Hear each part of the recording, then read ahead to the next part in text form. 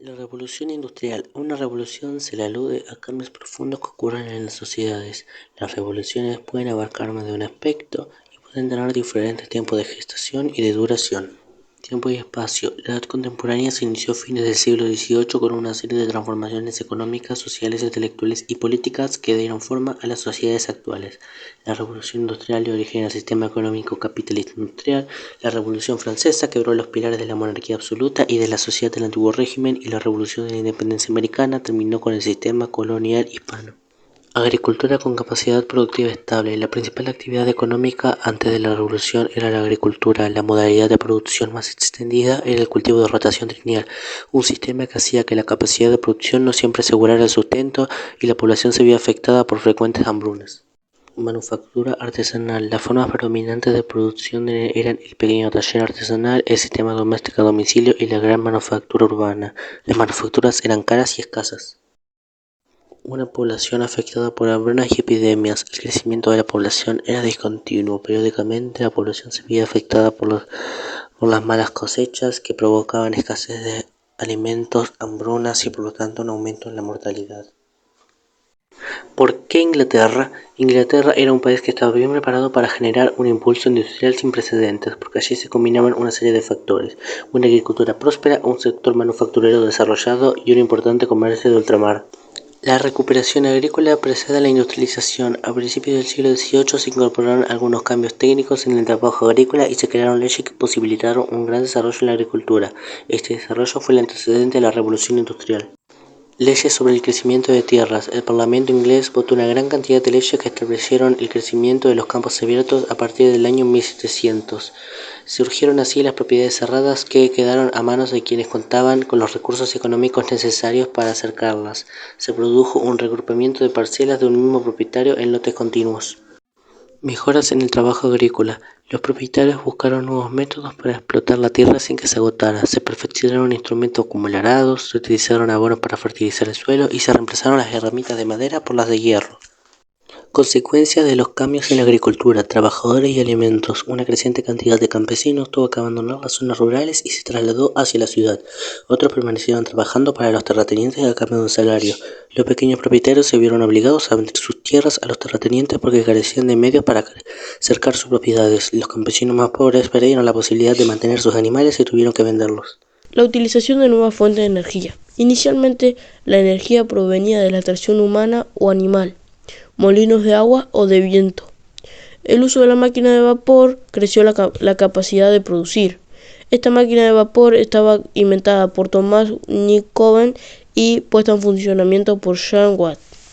La máquina de vapor impactó sobre toda la estructura industrial y se utilizó en diversas actividades, como el empleo de telares y los medios de transporte como barcos y locomotoras.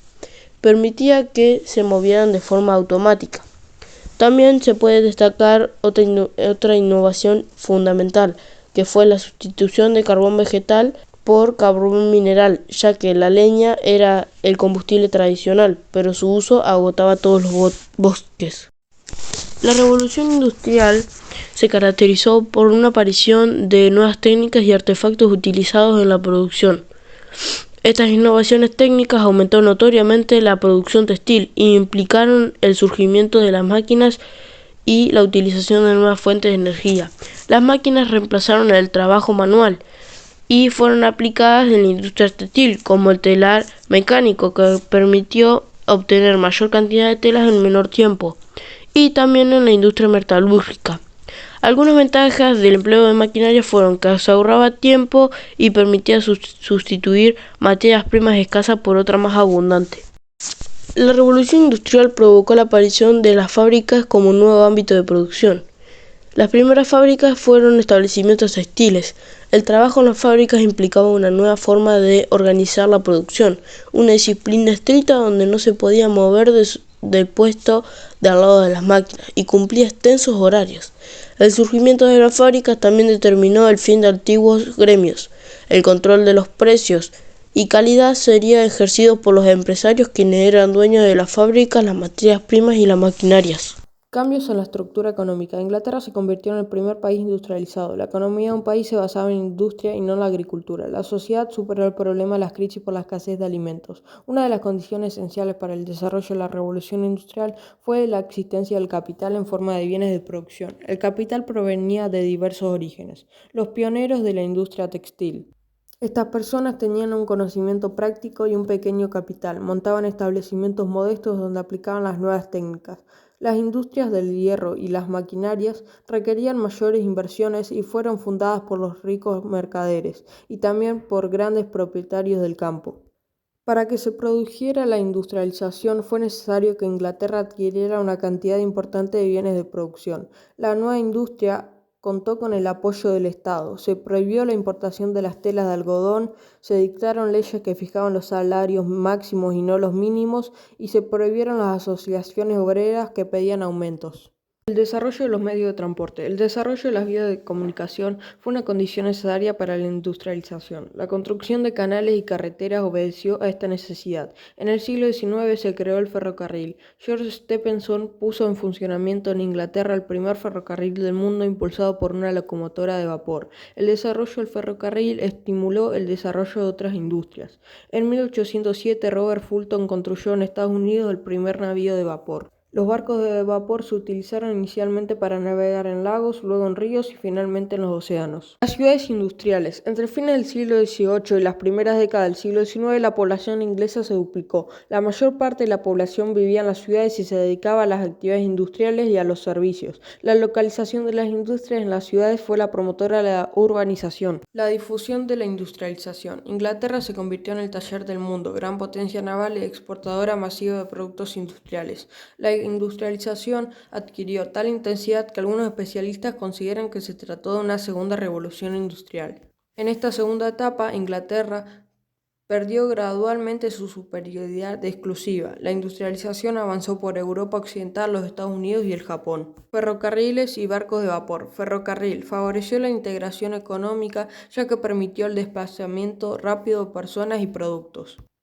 También fue un desarrollo económico, ya que su construcción demandaba gran cantidad de materiales y al mismo tiempo generaba muchos puestos de trabajo. En 1870 se fabricaron barcos de vapor veloces y resistentes. La navegación marítima se relacionó con los ferrocarriles, ya que las redes ferroviarias terminaban en grandes puertos con instalaciones adecuadas para permitir la importación y la exportación de mercaderías. La consolidación del sistema capitalista. El capitalismo. Algunas de las principales características fueron la propiedad privada de los medios de producción, las búsquedas de mayores ganancias de la producción masiva, el trabajo asalariado, el desarrollo tecnológico, la integración progresiva de la economía mundial y la adopción de un régimen de libertad económica. Los ideales económicos liberales alcanzaron gran aceptación entre los empresarios. Sus partidarios se oponían a la intervención del Estado en la economía y afirmaban la existencia de un orden económico natural, regido por las leyes del mercado. Pensaban que estas leyes conducirían siempre a una situación de equilibrio. Los productos que no se adecuaran por precio-calidad serían eliminados del mercado por la competencia.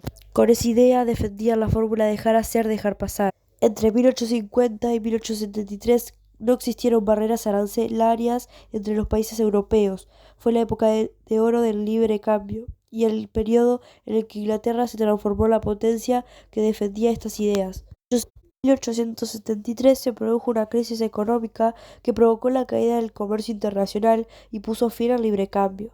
La mayoría de los países europeos impusieron aranceles a las importaciones. Las crisis económicas se reiteraron durante los siglos XIX y XX. Estas se han clasificado como crisis de superproducción. La industrialización produjo cambios en la cantidad y el tipo de productos comercializados.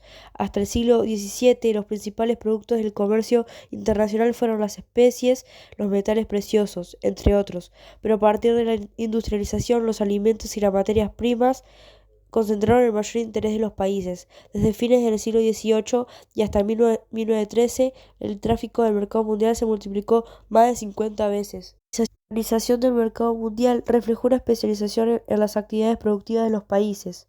Una diferenciación entre los países industrializados y los que no lo eran recibió el nombre de División Internacional del Trabajo.